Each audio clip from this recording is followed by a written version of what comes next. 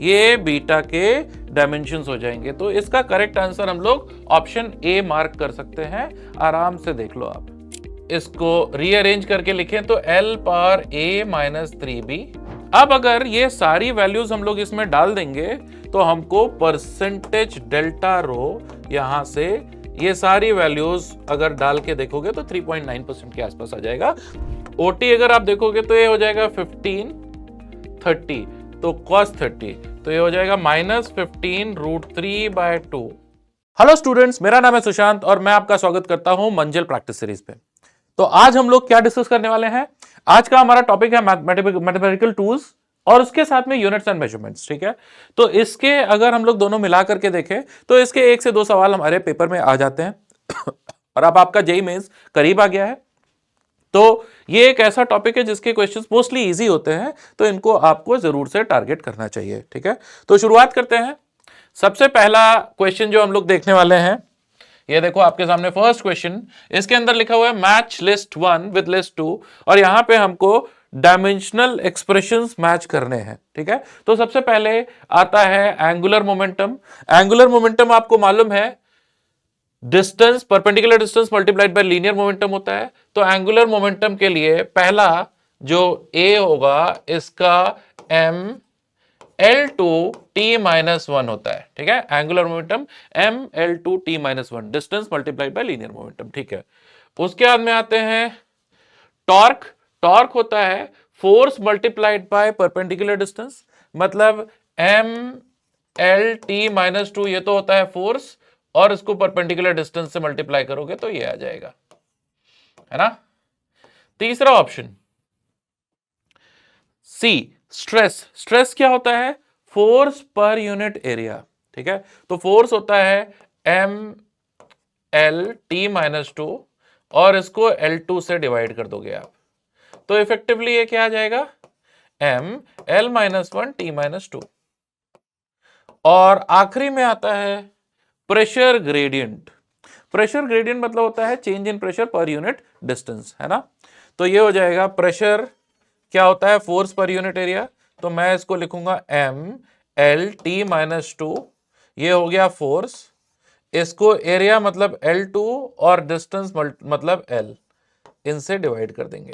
ठीक है, तो ये क्या आ जाएगा? m L-2 t-2। ठीक है, तो अब मैच करते हैं। ए के लिए अगर आप देखोगे तो m L2 t-1, ए के लिए हो गया 3, है ना। B m L2 t-2 1, stress. Stress के लिए हम लोगों ने क्या निकाला था? m L-1 t-2 4। Then pressure gradient m L-2 t-2 मतलब कि 2। ठीक है, 3142, 3142, B is the correct answer, है ना। नेक्स्ट क्वेश्चन देखते हैं, क्वेश्चन नंबर 2। इसमें लिखा हुआ है frequency v of an oscillating liquid drop may depend upon radius r of the drop, density ρ of the liquid and surface tension s of the liquid, और हमको रिलेशन गिवन है। ठीक है, तो अब देखो फ्रीक्वेंसी न्यू, इसका डायमेंशन क्या होगा? t-1 होगा। ठीक है, अगर हम रेडियस की बात करें तो रेडियस इसका डायमेंशन होगा l, डेंसिटी का डायमेंशन क्या होगा? m L-3, है ना, रो। और surface tension force per unit length, ये क्या हो जाएगा? m t-2। ऑल राइट, इतनी बात अगर हमको समझ में आ रही है तो इस रिलेशन से अगर हम लोग देखेंगे तो हम ऐसा बोल सकते हैं बच्चों, देखो ध्यान से, हम ऐसा बोल सकते हैं t-1, दूसरी तरफ अगर आप देखोगे तो L power A, then m L-3 power B, and then surface tension के लिए m t-2 पावर C। ठीक है, अगर हम लोग इसको रीअरेंज करके लिखें तो L पावर A-3B, ठीक है, m power B plus C, ठीक है, एंड t पावर -2C, ये हो गया t पावर -1। ठीक है, तो यहां से अगर आप कंपेयर करोगे तो -2c आपको मिल गया -1, मतलब कि c की वैल्यू कितनी मिल गई 1/2। c की वैल्यू अगर 1/2 मिल गई तो b प्लस सी दोनों तरफ पावर कंपेयर करोगे तो 0 है। b प्लस सी 0 होने का क्या मतलब है कि b की वैल्यू हो जाएगी कितनी -1/2। अच्छा, और अगर a की बात कर ले तो b की वैल्यू अगर -1/2 यहां पर रख दोगे तो ये कितना हो जाएगा -3/2। ठीक है, तो हमारे लिए आंसर कौन सा हो जाएगा? ए है -3/2, बी है -1/2 और सी है 1/2। तो सेकेंड क्वेश्चन का करेक्ट आंसर कौन सा हो जाएगा? Option A. थर्ड क्वेश्चन देखते हैं। Work done by gas molecule in isolated system is given by, ठीक है, is displacement, K is Boltzmann's constant and T is temperature.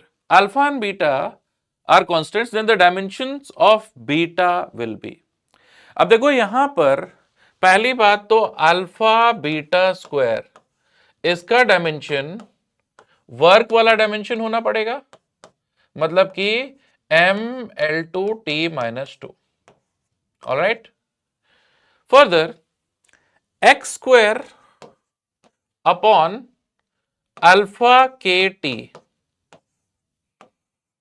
ये जो है ना ये डायमेंशनलेस होगा।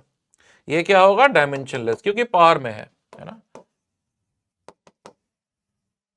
अच्छा, ये डायमेंशनलेस है तो यहां से अल्फा का जो डायमेंशन होगा वो हो जाएगा एक्स स्क्वायर अपॉन के टी। ठीक है, अल्फा का डायमेंशन क्या होगा? एक्स स्क्वायर अपॉन के टी। ठीक, अब यहां पर देखो एक्स लेंथ है तो ऑलराइट अल्फा, ठीक है, तो ये हो गया हमारा एल स्क्वायर। और केटी का जो डायमेंशन होगा ना वो एनर्जी वाला होगा। याद है हम लोगों ने पढ़ा था law of equipartition of energy. एक मॉलिक्यूल के 1 डिग्री ऑफ फ्रीडम के साथ एसोसिएटेड जो एनर्जी होती थी वो KT/2 होती थी। तो ये इन अ वे एनर्जी है, तो इसका डायमेंशन कौन सा होगा? एनर्जी वाला, mL2T-2। ऑलराइट, तो यहां से अल्फा का डायमेंशन क्या आया? यहां से अल्फा का डायमेंशन आ गया m-1T2। ठीक है, ऑल राइट, अब बीटा का डायमेंशन निकालते हैं। बीटा का डायमेंशन निकालने के लिए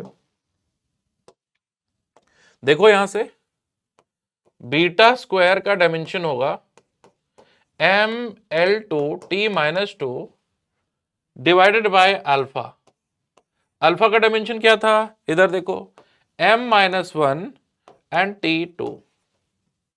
तो बीटा का डायमेंशन देखो, इसका रूट लेंगे तो m2 का रूट m, देन l और T⁻⁻4 तो T-2। ठीक है, mLT-2 ये बीटा के डायमेंशंस हो जाएंगे। तो इसका करेक्ट आंसर हम लोग ऑप्शन ए मार्क कर सकते हैं, आराम से देख लो आप। ठीक है, तो थर्ड का भी आंसर क्या हो जाएगा? ए। फोर्थ देख लेते हैं। लिखा हुआ है quantity F is given by hc⁵/g। ठीक है, h क्या है? Planck's constant, c speed of light, g है यूनिवर्सल ग्रेविटेशनल कांस्टेंट। तो f का डायमेंशन हमको बताना है कि किससे मैच करेगा।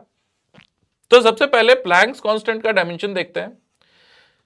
Lambda is equal to h upon mv होता है, तो h होता है लैम्डा इंटू mv। ये बेसिकली एंगुलर मोमेंटम वाला इसका डायमेंशन होता है। तो ये हो जाएगा mL2T-1। ठीक है, स्पीड ऑफ लाइट ये क्या होता है? LT-1। और हमको मालूम है कि G is equal to force into distance का स्क्वायर अपॉन kg का स्क्वायर होता है ना। तो ये हो जाएगा हमारा m-1 देन L3 और T-2। ये हो गया G का डायमेंशनल एक्सप्रेशन। ठीक है, अब ये वैल्यूज डाल देते हैं, हमको आंसर मिल जाएगा। फटाफट ये वैल्यूज डाल करके देखते हैं क्या होगा। देखो यहां पर एफ का डायमेंशनल एक्सप्रेशन लिखने के लिए ये हो जाएगा हमारा एच मतलब M L two T minus one, C square में हो जाएगा L five then T minus one, ठीक है, टी पावर माइनस फाइव, ठीक है, माइनस वन नहीं, डिवाइडेड बाय जी, जी क्या होगा M minus one L three T minus two, ठीक है, और इसका भी हम लोग क्या ले लेंगे रूट। चलो तो डायरेक्टली लिखते हैं, पहले m में देखते हैं m2 का रूट क्या आएगा m, l की बात करते हैं l पावर 7 और इधर से 3 चला जाएगा 4 और उसका रूट हो जाएगा 2। t की बात करेंगे तो t पावर -6 -4 और उसका रूट t पावर -2, ऐसा कुछ आ जाना चाहिए ml2t -2, ml2t -2। अब मुझे देख के बताओ ml2t -2 किसका डायमेंशन होगा यहां पर, एनर्जी, mlt -2 फोर्स, उसको आप मल्टीप्लाई करोगे डिस्टेंस से तो वर्क या फिर एनर्जी, ठीक है। क्वेश्चन नंबर 5 देखते हैं, if momentum area and time are taken to be fundamental quantities, then the dimensional formula for energy is, dimensional formula for energy is।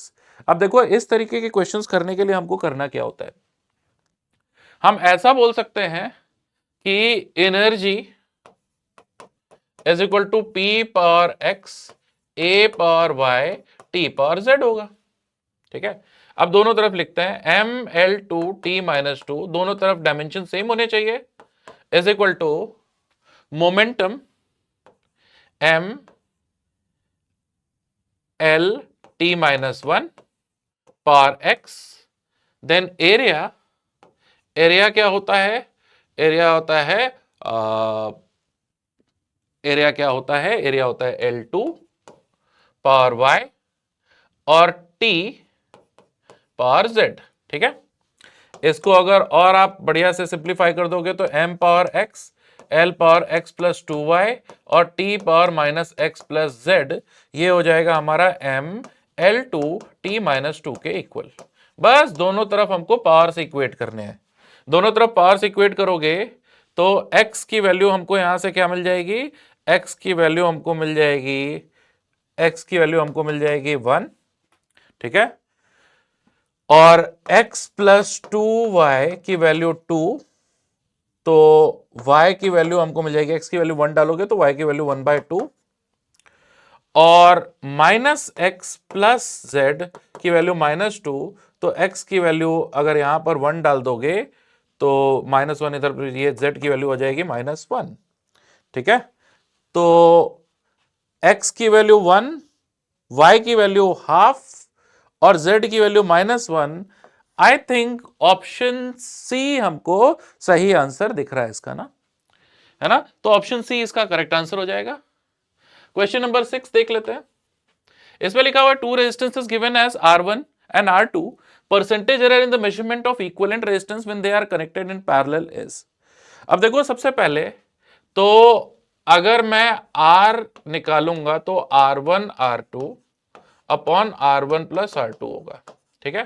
तो अगर ये एरर वाला पार्ट छोड़ दो तो ये आ जाएगा हमारे लिए 10 इंटू 15 अपॉन 10 प्लस 15, ठीक है, ये हो जाएगा 150 अपॉन 25, तो ये तो हो जाएगा 6 ओम R की वैल्यू, ठीक है। दूसरी बात कि अगर मैं ऐसा लिखता हूं कि 1 upon R is equal to 1 upon R1 plus 1 upon R2, दोनों तरफ अगर डिफरेंशिएट करूंगा विद रिस्पेक्ट टू R तो ये मुझे मिल जाएगा -1 upon R² is equal to -1 upon R1 का square dR1 bye dR -1 upon R2 का स्क्वायर dR2 अपॉन dR, सही है ना। यहां से dr upon r multiplied by r, ठीक है, ये हो जाएगा हमारे लिए D R one upon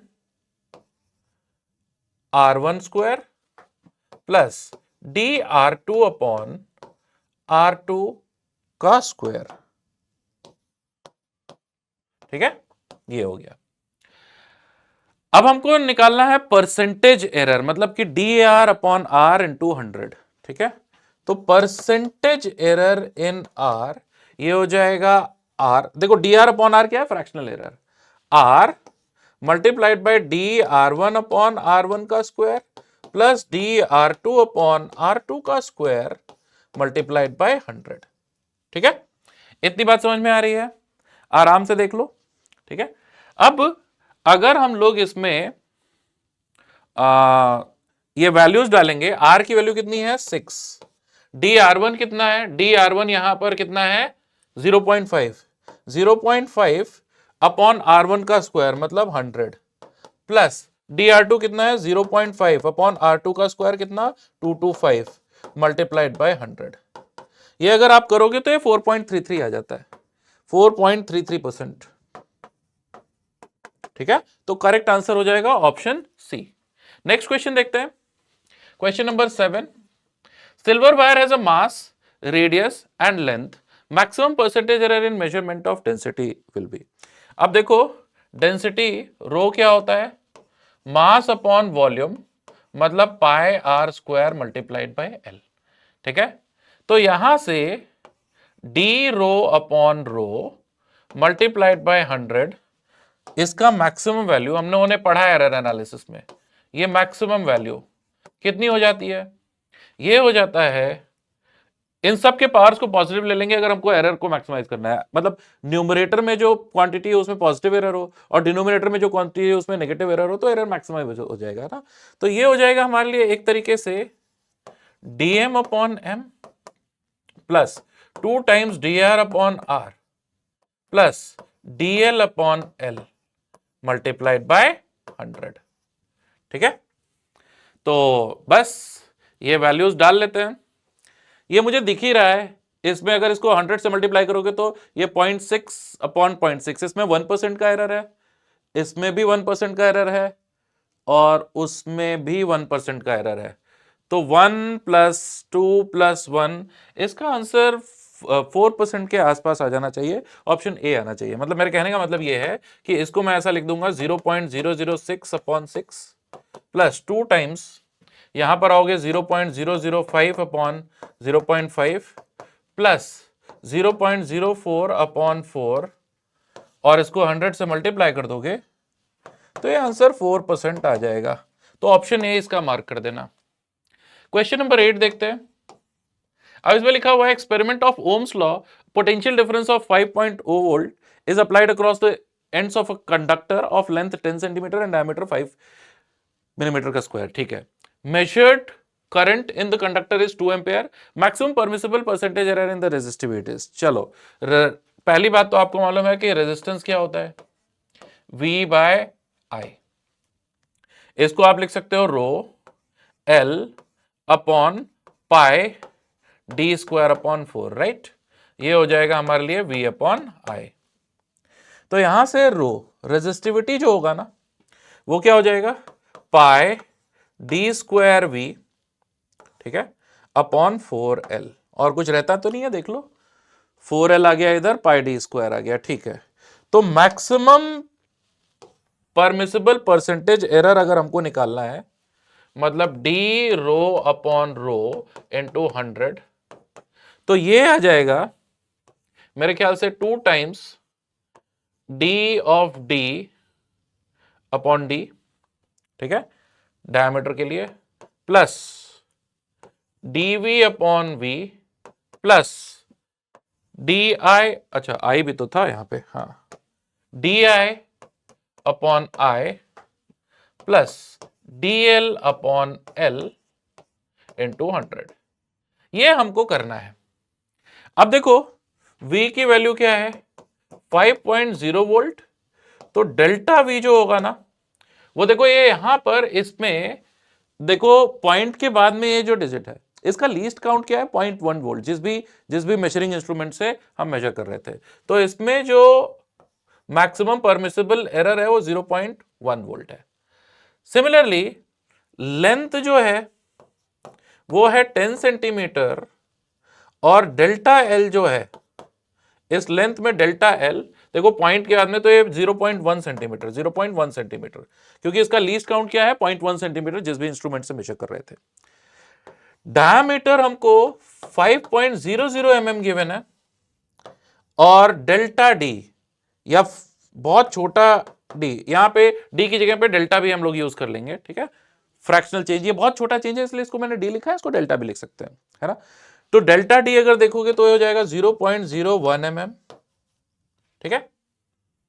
further I क्या गिवन है, आई हमको गिवन है 2.00 एम्पेयर और डेल्टा आई ये है 0.01 एम्पेयर, ठीक है। सब कुछ हो गया, आराम से देख लो, सारा कुछ हम लोगों ने इसमें लिख लिया है ना। अच्छा, अब अगर ये सारी वैल्यूज हम लोग इसमें डाल देंगे तो हमको परसेंटेज डेल्टा रो यहां से ये सारी वैल्यूज अगर डाल के देखोगे तो 3.9% के आसपास आ जाएगा। तो इसका करेक्ट आंसर जो है वो आप 3.9 डाल दोगे तो ये हमारा आंसर हो जाएगा, ठीक है। नेक्स्ट क्वेश्चन देखते हैं, question number 9। Time period of simple pendulum is given by t is equal to 2 pi under root L by G. Measured value of length of pendulum is 10 centimeter known to a 1 millimeter accuracy. The time for 200 oscillation of the pendulum is found to be 100 second using a clock of 1 second resolution. 1 second resolution का मतलब है कि ये maximum इसमें permissible error 1 second हो सकता है, ठीक है। Percentage accuracy in determine G, तो यहां से देखो G is equal to 4 pi square L upon T square, ठीक है। तो इसका मतलब delta G upon G multiplied by 100 ये हो जाएगा delta L upon L plus 2 times delta T upon T, maximum percentage error की हम लोग बात कर रहे हैं, इनटू 100, ठीक है।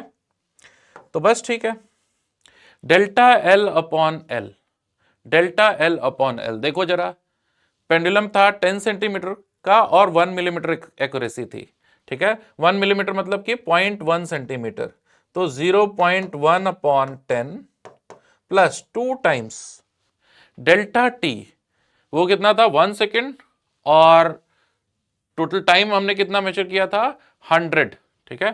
तो ये हो जाएगा 1 अपॉन 100, ठीक है, और इसको 100 से मल्टीप्लाई कर देंगे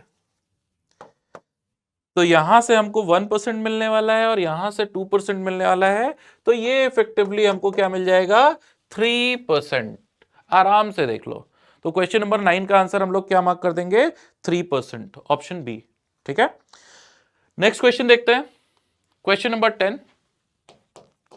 लिखा हुआ physical quantity y is represented by the formula y is equal to m square r power -4 g power x l power -3/2, ठीक है। Then find well okay and percentage errors in these quantities are given as, ठीक है।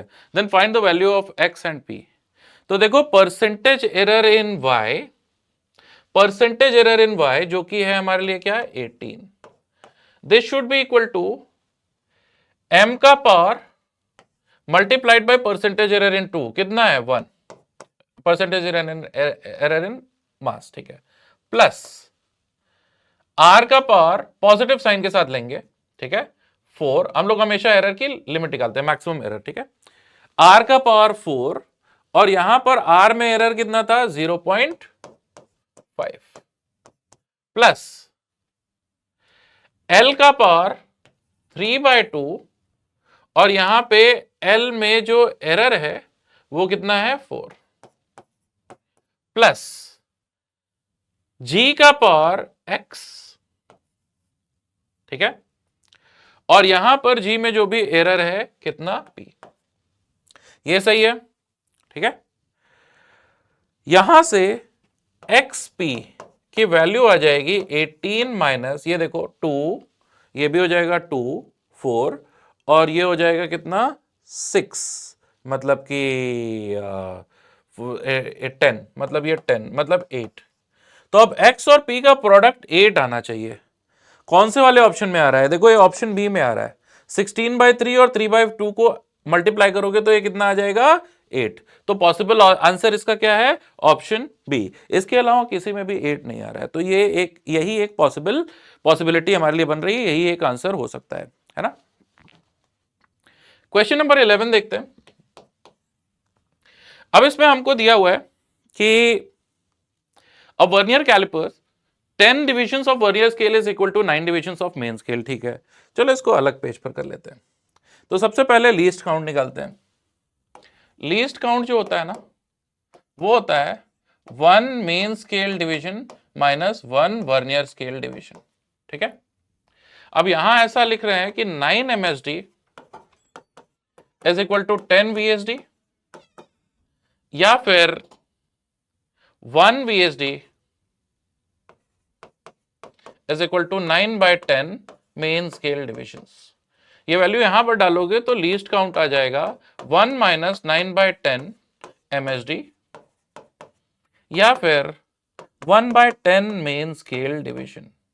ठीक है, अब देखो यहां पर क्या लिखा हुआ है कि 10 division of vernier scale is equal to 9 division of main scale division. When both jaws of vernier caliper touches each other, the zero of vernier scale is shifted to the left of the zero of the main scale, and fourth vernier scale division exactly coincides with the main scale reading. One main scale division is equal to 1 mm. All right. While measuring diameter of a spherical body is held between two jaws. It is now observed that the zero of the vernier scale lies between 30 and 31 division of main scale reading, and sixth vernier scale division exactly coincides with main scale reading. The diameter of the spherical body will be. अब देखो 1 main scale division कितना है? 1 mm। तो least count ये हो जाएगा 0.1 mm, पहली बात। ठीक है, उसके बाद में अब देखते हैं जीरो एरर। अब देखो इस केस में ऐसा लिखा हुआ है कि vernier scale is shifted to the left of zero of the main scale.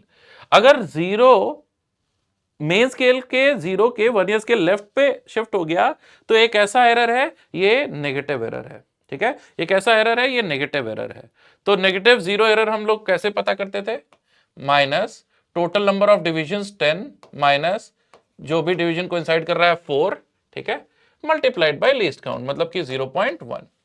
ठीक है, तो ये कितना हो गया हमारे लिए? Minus 0.6 mm। ऑलराइट, ये नेगेटिव जीरो एरर है, मतलब कि हमको इसको ऐड करना पड़ेगा कैलकुलेशन में। ठीक है, अब कैलकुलेशन देखते हैं।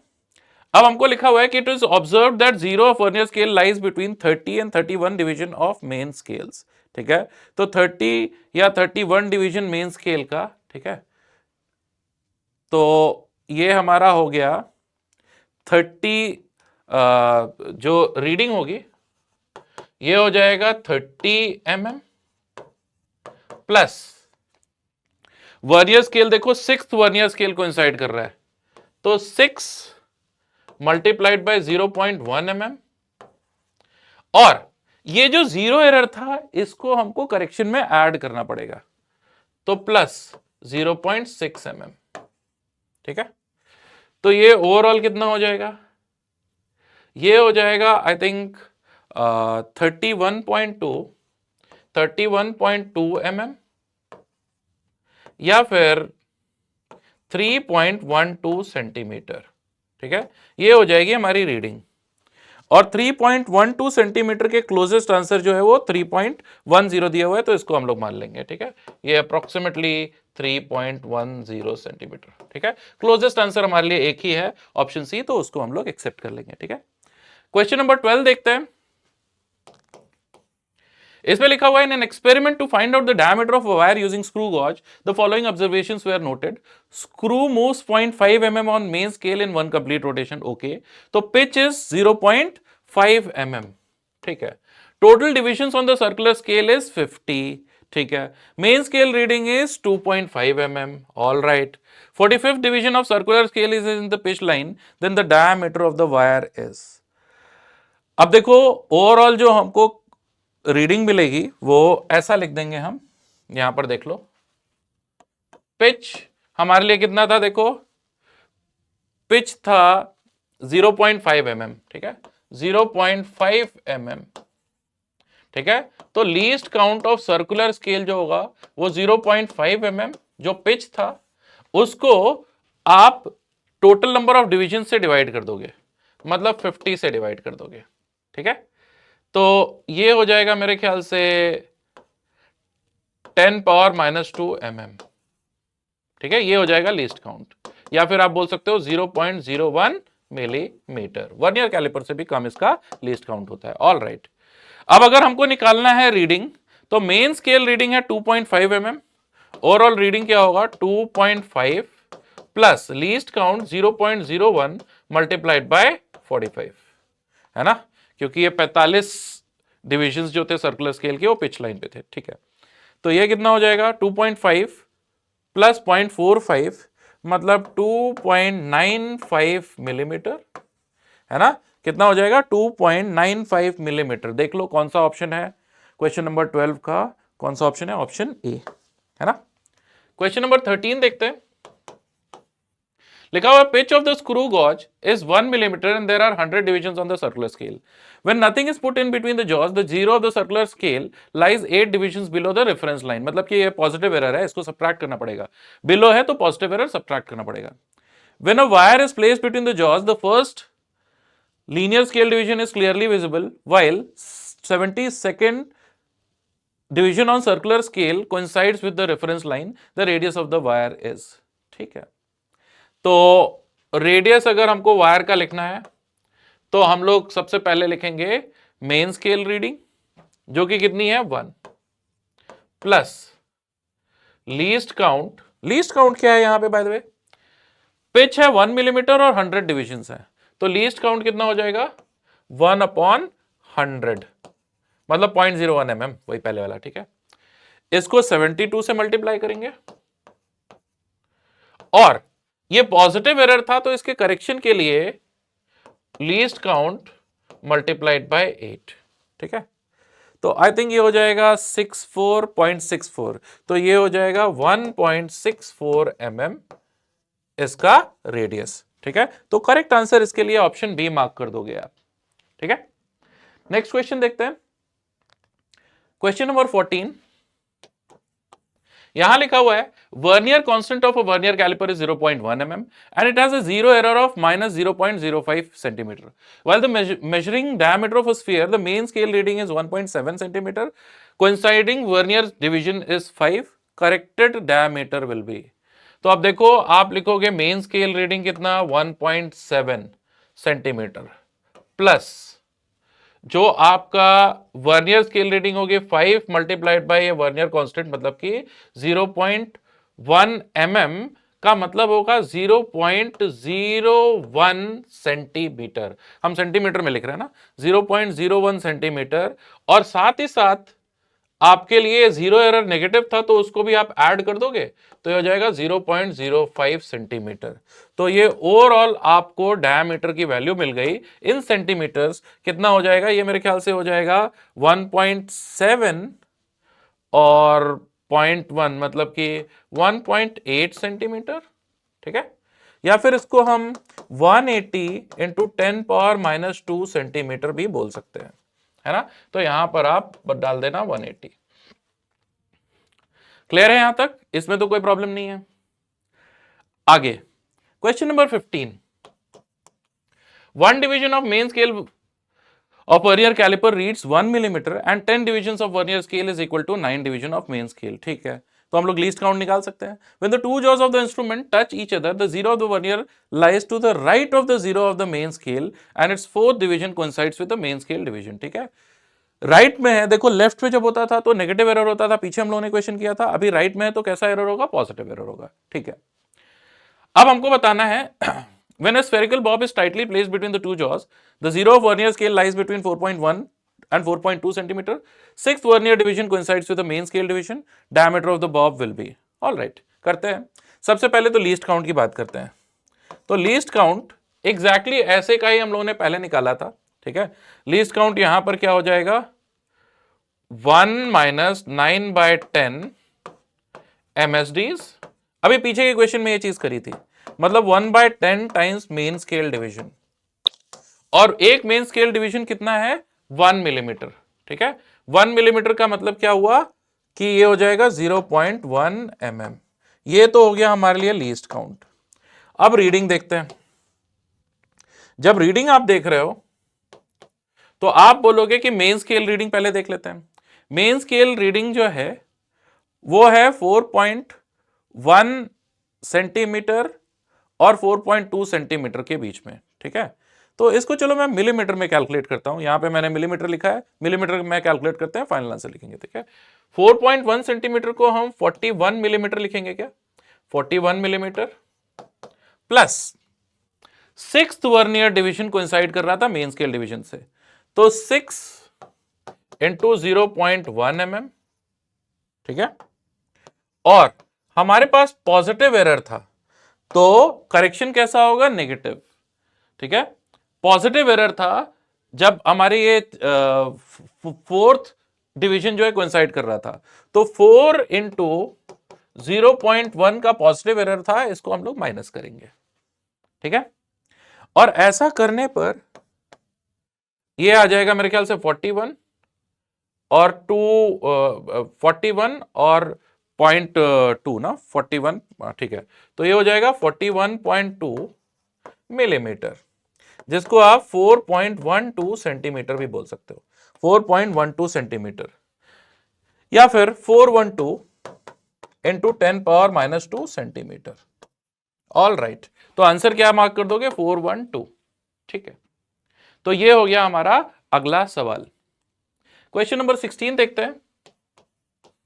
बहुत ही आसान क्वेश्चन लिखा हुआ, student A and student B use 2 screw gauge of equal pitches and 100 equal circular divisions of to measure the radius of a given wire.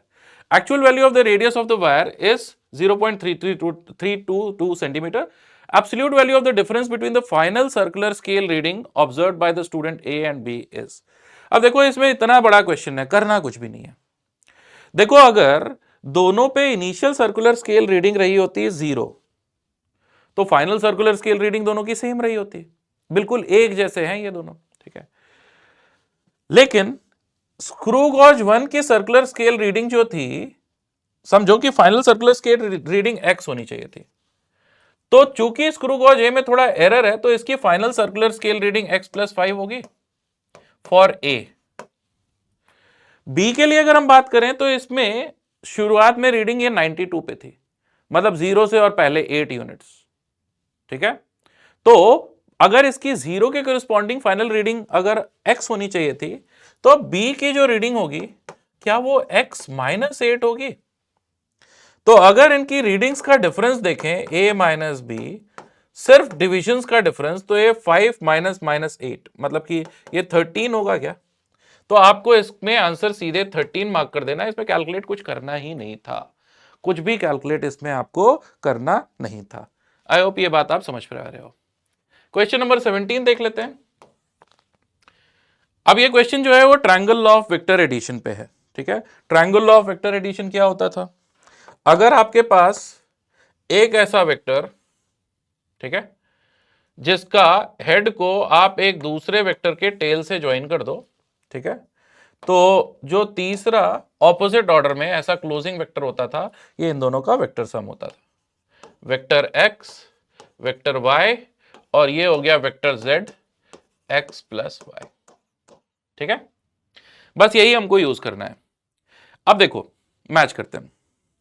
पहले के हिसाब से vector a plus vector b is equal to vector c। Vector a और vector b same order में होने चाहिए और c opposite order में। ढूंढते हैं, a और b सेम ऑर्डर में, इसमें तो नहीं है। a और b सेम ऑर्डर में इसमें है, लेकिन c ऑपोजिट ऑर्डर में नहीं है। a और b सेम ऑर्डर में इसमें है और c ऑपोजिट ऑर्डर में है, तो इसका आंसर हो जाएगा 4, है ना? अच्छा, vector a is equal to c plus B, तो मतलब c plus B same order में, a ऑपोजिट ऑर्डर में।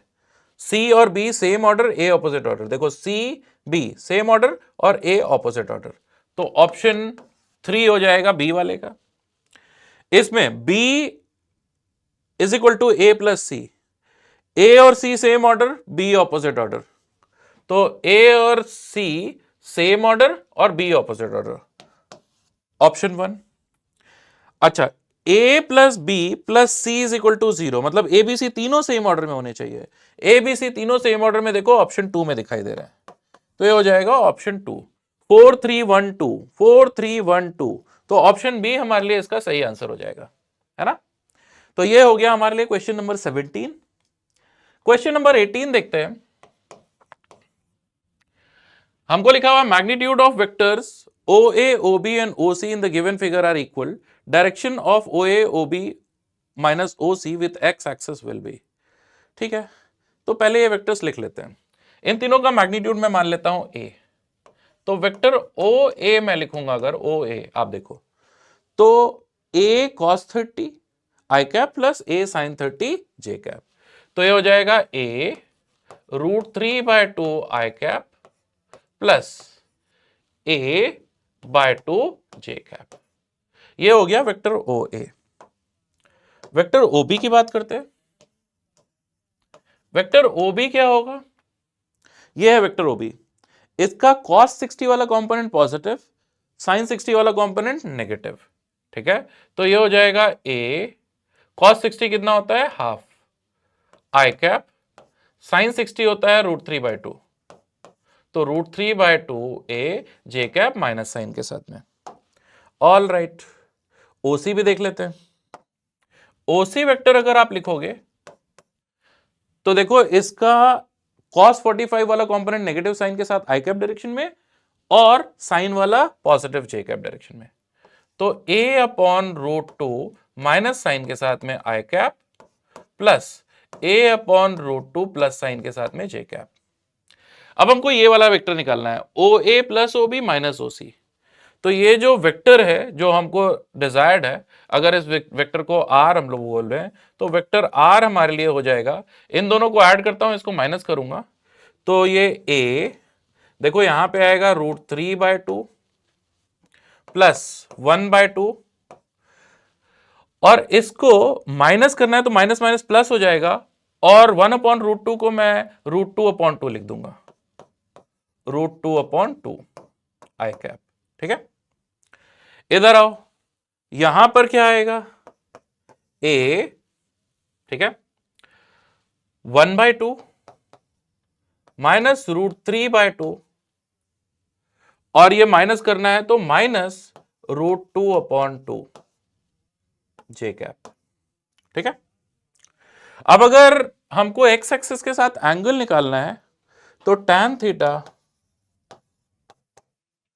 ये वाली पूरी वैल्यू अपॉन ये वाली पूरी वैल्यू कर देंगे, तो देखो हाफ तो कॉमन लेके कैंसिल हो जाएगा, A/2 एक्चुअली कॉमन लेके कैंसिल हो जाएगा, तो ये मेरे ख्याल से हो जाएगा 1 माइनस √3 माइनस √2, और इधर आओगे तो 1 प्लस √3 प्लस √2, है ना। तो 1 minus minus and plus plus, I think option C सही आ जा रहा है ना। ऑप्शन सी, आराम से देख लो, इसका आंसर ऑप्शन सी आ जा रहा है। ठीक है, क्वेश्चन नंबर 19 देखते हैं। क्वेश्चन नंबर 19, अब इसमें हमको क्या बोला कि vector AO is given to us 2 I cap plus 3 J cap minus 4 K cap. ठीक है, vector AO is given to us, हमको बोल रहे हैं कि AB AC AD AE AF AG AH निकालो। ठीक है, करते हैं। पहली बात तो अगर मैं यहां से ये ऐसे वेक्टर्स बना लूं, ठीक है, ध्यान से देखना,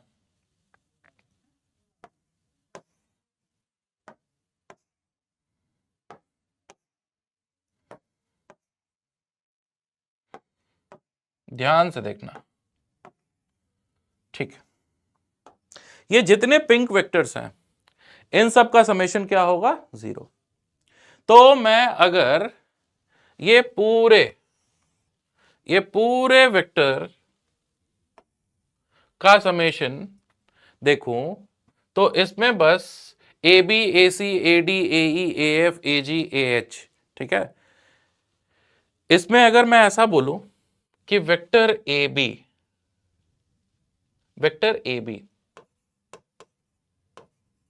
ये क्या होगा, तो आप बोलोगे vector AO plus OB। Similarly vector AC, vector AC ये क्या हो जाएगा, vector AO plus OC, vector AD क्या होगा, AO प्लस OD, है ना। ऐसे ही AE क्या होगा, AO प्लस OE, लिखते चले जाओ। AF बहुत आसानी से आ जाएगा, AO देख लो, AO AF हमको निकालना था, AF तो AO प्लस OF, है ना। AF के बाद में क्या हुआ, G, ये हो गया AO प्लस OG, और AH ये हो गया AO प्लस OH। अब इसी का समेशन हमको निकालना था, ठीक है। तो ये जो भी समेशन हमको निकालना है वो 1 2 3 4 5 6 7 7 टाइम्स, ये हो जाएगा 7 टाइम्स AO, ठीक है, प्लस अब देखो OB OC OD OE OG OH और OA इसका सम 0 होता था, तो इस पूरे का सम को मैं माइनस OA लिख दूंगा, और ये माइनस OA प्लस AO हो जाएगा, तो ये 8 टाइम्स AO हो जाएगा, ठीक है। तो ये हमको जो सम निकालना था वो 8 टाइम्स AO था, और AO is given to us, बस उसको 8 से मल्टीप्लाई करना था। AO is given to us, बस इसको 8 से मल्टीप्लाई करना है। 8 से मल्टीप्लाई कर दोगे इसको तो 8 इंटू 2 16, देन 24 और माइनस साइन के साथ में 32, 16 24 एंड माइनस साइन के साथ में 32, ठीक है। तो इसका एक आंसर सही कर लेते हैं हम लोग, ठीक है। इसमें एक्चुअली यहां पर भी माइनस है, एक मिनट बच्चों, ये यहां पर ऐसा माइनस साइन है, ठीक है। तो एक आंसर हमारे लिए सही हो जाएगा ऑप्शन ए, ठीक है। ऑप्शन ए इसका सही आंसर हो जाएगा क्वेश्चन नंबर 19 का, ठीक है। क्वेश्चन नंबर 20 देखते हैं। 20 में भी आपको बताना है resultant of these forces OP OQ ORS OS and OT is approximately, ये सारे को वेक्टर फॉर्म में हमको लिखना है, ठीक है। मैं आपके लिए लिख देता हूं, OP मैं आपके लिए लिख रहा हूं, ठीक है। OP क्या होगा, 20 cos 60 और इधर sin 60, हाँ तो ये हो जाएगा एक तरीके से 20 cos 60, cos 60 कितना होता है, हाफ, तो 10 I cap plus 10 √3 J cap, ये आया OP।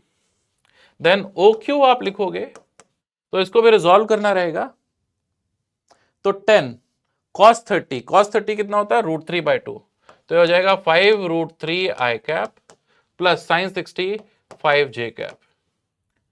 All right, OP OQ हो गया, देन OR देखते हैं, OR, ठीक है।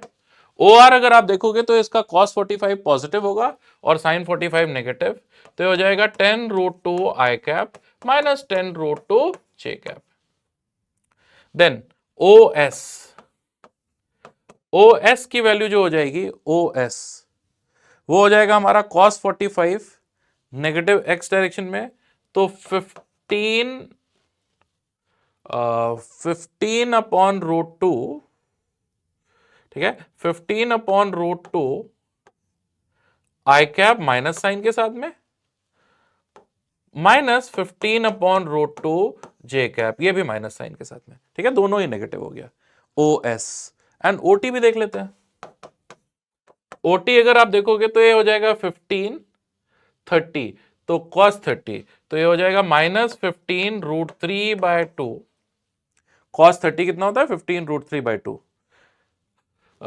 माइनस 15, एक minute, minus 15 √3/2 I cap plus 15 sin 30/2 J cap, ये हो गए सारे वेक्टर्स बच्चों, आराम से देख लो। अब इनको हमको करना क्या है, ऐड करना है। ऐड करने के बाद में हमको √3 और √2 की ये वैल्यूज डालनी है, ठीक है। और ये वैल्यूज डाल करके अगर आप देखोगे तो ये लगभग ये वाला आंसर आ जाएगा। इनको add and put the values, ठीक है, ये खुद करना है आपको, ऐसा करोगे तो ऑप्शन ए इसका सही आंसर आ जाएगा। ठीक है, अगले क्वेश्चन पर चलते हैं। अगला सवाल जो है क्वेश्चन नंबर 21, इसमें लिखा हुआ two forces P and Q of magnitude 2F and 3F respectively are at an angle theta with each other. If the force Q is doubled then their resultant also gets doubled. ठीक है, इसका मतलब कि mod of vector P plus vector Q का double करो, ये आ जाता है हमारे लिए mod of vector P plus vector 2Q। ठीक है, और वेक्टर Q को डबल करने से एंगल तो बदला नहीं, तो सपोज एंगल था थीटा, तो इसको मैं स्क्वायर करके ऐसा लिखूंगा 4 टाइम्स मैग्नीट्यूड, इसका स्क्वायर करोगे तो ये हमारा क्या हो जाएगा 2F का स्क्वायर। देखो F भी हर जगह से कैंसिल हो जाएगा, तो उसको भी मैं लिख नहीं रहा हूं, मैं सीधे लिखूंगा 2 का square 4 plus 9 plus 2 into 3 multiplied by cos theta. ठीक है, इधर आओ, इधर पे आप क्या लिखोगे, इधर लिखोगे 2 का स्क्वायर 4 प्लस 6 का स्क्वायर कितना हो जाएगा 36 plus 2 into 6 into cos theta. ठीक बात है, तो यहां से 13 प्लस 12 कॉस थीटा, ये हो जाएगा 40 और इसको 4 से डिवाइड कर दोगे तो 10 प्लस 24/4 कितना हो जाएगा 6 कॉस थीटा। ठीक है, तो यहां से 6 कॉस थीटा ये आया -3, तो कॉस थीटा -1/2, और कॉस थीटा -1/2 तो समझ तो आप गए ही होगे, थीटा कितना हो जाएगा 120 डिग्री, सेकेंड क्वाड्रेंट में थीटा इज 120 डिग्री, है ना।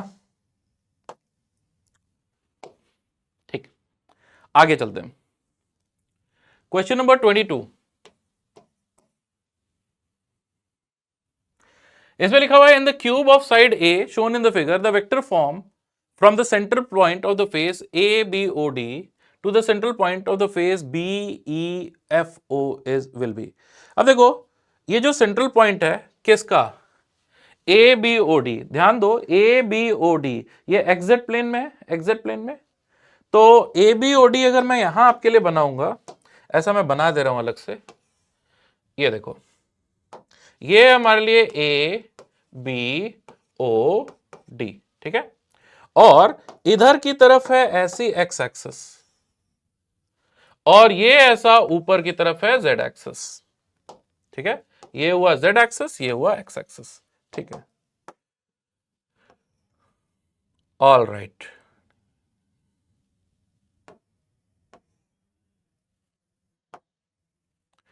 A/2 A/2। ठीक है, ठीक है, अब अगर मैं आपको बोलूं कि ये OG, वेक्टर OG लिखो, वेक्टर OG, तो ये हो जाएगा मेरे ख्याल से A/2 I cap plus A/2 K cap. ठीक है, सिमिलरली ये जो अपना BEFO है, BEFO, ठीक है, ये YZ प्लेन में, YZ प्लेन में।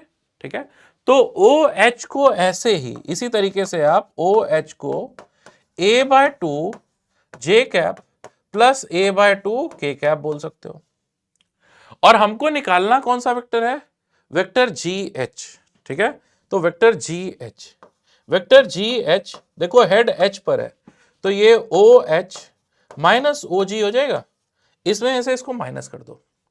ठीक है, तो ये हो जाएगा A/2 J cap minus A/2 I cap, है ना, तो ये हो जाएगा A/2 J cap minus I cap, A/2 J cap minus I cap, आराम से देख लो, है ना, तो इसका आंसर कौन सा हमको मार्क करना चाहिए, C।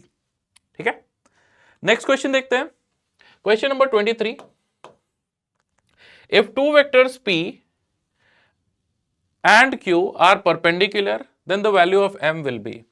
हमको मालूम है for vectors to be perpendicular P dot Q should be equal to 0, P dot Q should be equal to 0, तो वेक्टर P और Q का हमको डॉट प्रोडक्ट को जीरो करना पड़ेगा, P डॉट Q ये जीरो करना पड़ेगा,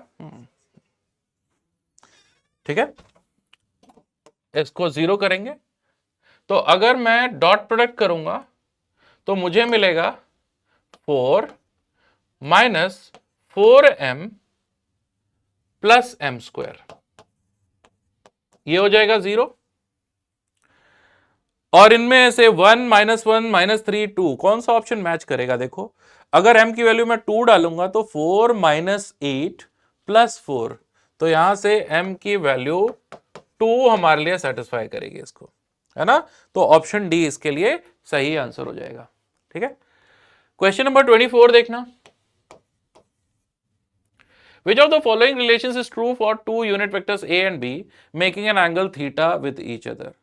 देखो, अगर दो यूनिट वेक्टर्स हैं तो a cap plus b cap का अगर मैं मैग्नीट्यूड देखूं तो ये हो जाएगा under root of 1 + 1 + 2 into 1 into 1 multiplied by cos theta, है ना, जो कि हो जाएगा under root of 2 1 plus cos theta,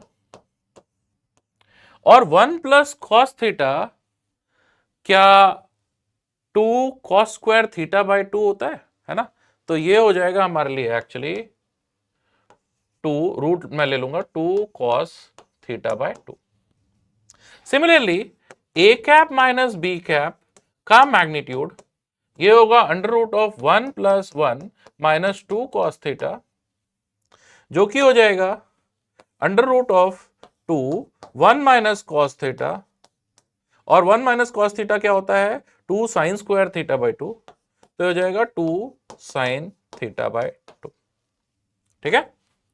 तो A cap plus B cap का मॉड अपॉन ए कैप माइनस बी कैप का मॉड ये हो जाएगा कॉस अपॉन साइन, मतलब कि कॉट थीटा बाय 2, ठीक है। तो a plus B is equal to A, ये तो गलत है, a minus B is equal to a plus B upon cot theta by 2, मतलब कि tan theta by 2। I think ये सही हो गया हमारे लिए, है ना। कॉस वाले तो इररेलेवेंट है, तो इसका हमको आंसर कौन सा मार्क कर देना चाहिए? ऑप्शन बी, ठीक है, आराम से देख लो, ठीक है। क्वेश्चन नंबर 25, इसमें लिखा हुआ है a dot B is equal to mod of a cross b है, then the value of a minus b will be. देखो, a dot b is equal to mod of a cross b, इसका मतलब होगा A B cos theta is equal to A B sine theta, ठीक है। मतलब tan theta 1, tan theta is equal to 1, और theta की value कितनी? 45 degree, theta की वैल्यू 45 डिग्री, ठीक है। तो अब हमको value of mod of A minus B निकालना है। Mod of A minus B ये होता है under root of A square plus B square minus 2ab cos theta, और हमारे केस में क्या है? कॉस 45। कॉस 45 की वैल्यू 1/√2, तो ये हो जाएगा root of A square plus B square minus √2ab, A square plus B square minus √2ab। तो ऑप्शन ए इसका हम सही मार्क कर देंगे, ठीक है। अगर हमको प्लस के लिए पूछते तो ऑप्शन डी सही मार्क कर देते हम, है ना। क्वेश्चन नंबर 26 देखते हैं। क्वेश्चन नंबर 26 में angle between vector A and vector A minus B is, देखो यहां पे हमारे लिए डायग्राम भी बना दिया, ये है वेक्टर ए और ये है vector A minus B, triangle law of vector addition से। अगर मैं इस लाइन को एक्सटेंड करूं, वेक्टर ए वाली लाइन को, तो ए और बी के बीच में एंगल है कितना? 60 डिग्री। तो ये वाला एंगल जो आपको दिखाई दे रहा है ये 120 डिग्री, ये है angle between vector A and vector B. तो angle between vector A and vector minus B is 120 degree, 120 degree. ठीक है, तो अगर हमको ए और ए माइनस बी के बीच में एंगल निकालना है तो हम ऐसा बोल सकते हैं कि tan beta is equal to B का मैग्नीट्यूड माइनस बी का मैग्नीट्यूड कितना है, B sine 120 upon A plus B cos 120, है ना। दो वेक्टर्स के बीच में वेक्टर सम, बेसिकली हमको वेक्टर सम ए और माइनस बी के बीच में एक तरह से वेक्टर सम ही तो है ना। ठीक है, तो ये हो जाएगा हमारे लिए बी √3/2 अपॉन ए माइनस b/2, है ना। तो ये आ जाएगा हमारे लिए कितना, √3b upon 2a minus B. ये हो जाएगा tan बीटा का वैल्यू। अगर tan बीटा का ये वैल्यू हुआ तो बीटा क्या होगा, इसका tan इनवर्स। तो tan इनवर्स हमारे लिए कौन सा ऑप्शन सही हो जाएगा, ऑप्शन ए इसका करेक्ट आंसर हो जाएगा, है ना। Next question, question number 27। Two vectors A and B have equal magnitudes. All right.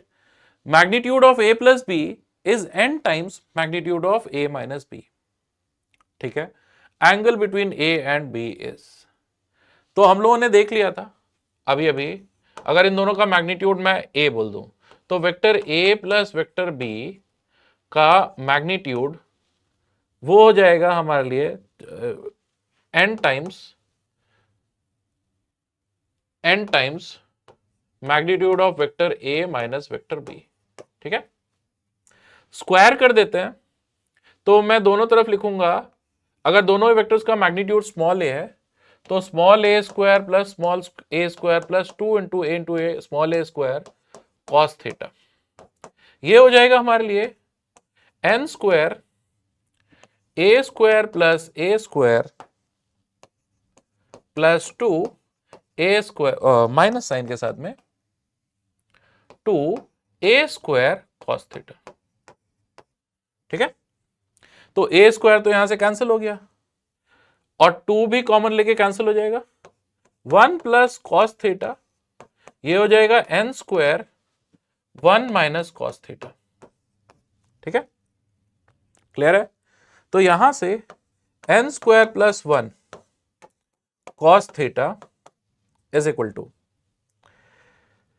n square minus 1। ठीक है, all right, cos theta n square minus 1 upon n square plus 1। ठीक है, ये आ गया, आराम से देख लो। तो थीटा क्या आ जाएगा, cos inverse of n square minus 1 upon n square plus 1। तो कौन सा ऑप्शन आ जाएगा हमारे लिए, ऑप्शन ए सही है। ऑप्शन सी में साइन है तो इसलिए वो गड़बड़ हो जाएगा, तो हमारे लिए ऑप्शन ए इसका करेक्ट आंसर है ना। क्वेश्चन नंबर 28 देखते हैं।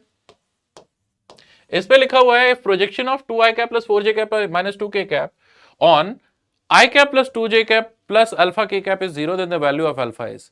देखो ये दोनों वेक्टर्स परपेंडिकुलर हैं, तभी इनका एक दूसरे के ऊपर कोई प्रोजेक्शन आया नहीं, है ना। तो हम ऐसा बोल सकते हैं इन दोनों का डॉट प्रोडक्ट, मतलब कि 2i cap plus 4j cap minus 2k cap, इसका dot product i cap plus 2j cap plus alpha k cap के इक्वल होता है। ठीक है, तो अगर ये डॉट प्रोडक्ट आप लोगे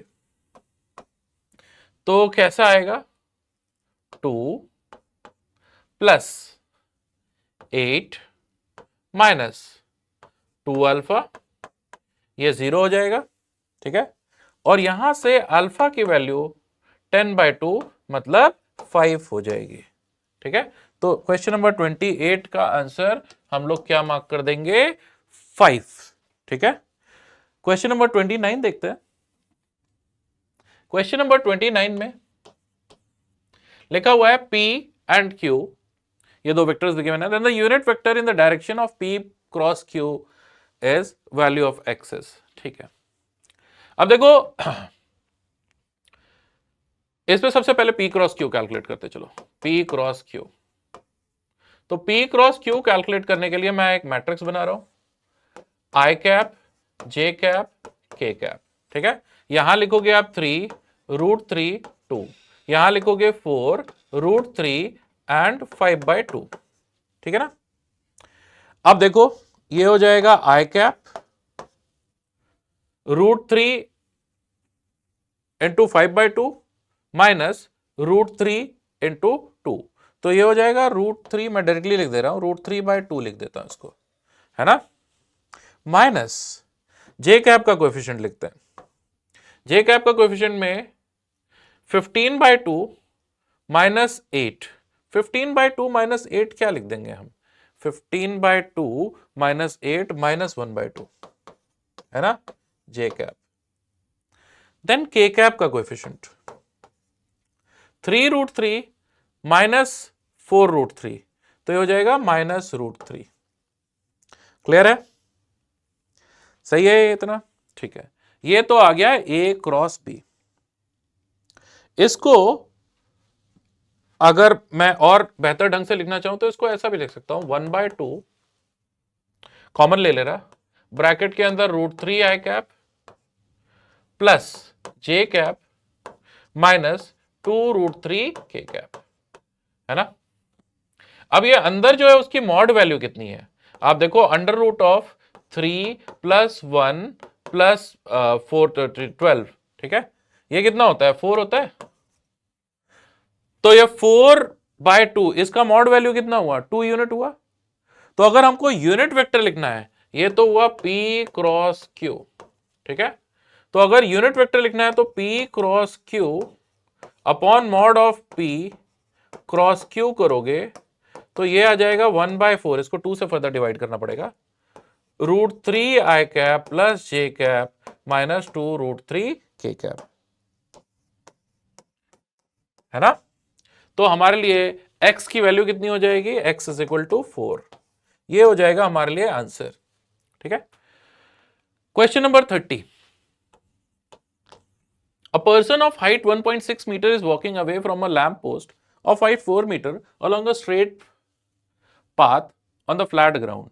The lamp post and the person are always perpendicular to the ground. If speed of the person is 60 centimeter per second, speed of the tip of the person's shadow on the ground with respect to the person is। देखो, मैं आपके लिए एक पहले बना देता हूं triangle. देखो, ये है हमारे लिए लैंप पोस्ट। ठीक है, आई एम सॉरी, हाँ ये लैंप पोस्ट। ठीक है, ये रहा आपके लिए एक पर्सन। ठीक है, ये लैंप पोस्ट से आ रही, ये लैंप पोस्ट कितना हाइट है इसका, 4 मीटर, और ये कितना है, 1.6 मीटर। ठीक है, इस लैंप पोस्ट से ये जो डिस्टेंस था ये मान लेते हैं है y, और ये आदमी से ये टिप, बेसिकली इसका शैडो का जो टिप होगा ना वो यहां पे बनेगा ना, क्योंकि इतनी लाइट ऑब्स्ट्रक्ट कर रहा है। तो ये वाले डिस्टेंस को अगर हमने बोल लिया लेट्स से x, ठीक है, तो ये वाला डिस्टेंस कितना हो जाएगा, ये हो जाएगा I think y minus X.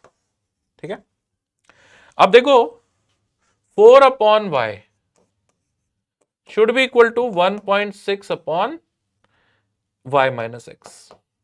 ठीक है, यहां से y minus X is equal to 0.4y या फिर 0.6y is equal to x। ठीक है, तो मतलब 0.6 dy by D T is equal to dx by D T, है ना।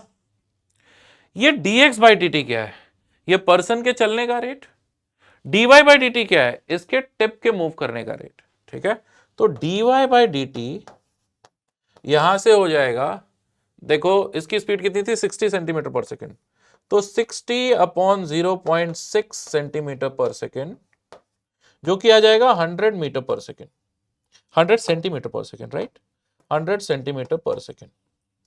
तो अब ये जो टिप है ये ग्राउंड के रेस्पेक्ट में 100 सेंटीमीटर पर सेकेंड से चल रहा, और ये पर्सन खुद ग्राउंड के रिस्पेक्ट में 60 सेंटीमीटर पर सेकेंड से चल रहा है। तो इस पर्सन के रिस्पेक्ट में अगर इसकी वेलोसिटी देखें तो velocity of tip with respect to person ये हो जाएगा 100 माइनस 60 ना। Velocity of tip with respect to person, इसका अगर आप मैग्नीट्यूड देखोगे तो 100 माइनस 60 मतलब 40 सेंटीमीटर पर सेकेंड आएगा, 40 सेंटीमीटर पर सेकेंड। तो इसका आंसर हम लोग क्या रिपोर्ट कर देंगे, 40। ठीक है, और ये था हमारा आखिरी क्वेश्चन। आई होप आपको ये वीडियो समझ में आया होगा, पसंद आया होगा। तो अभी के लिए इतना ही, और आपके एग्जाम भी नजदीक आ रहे होंगे, बहुत अच्छे से पढ़ाई करते रहें।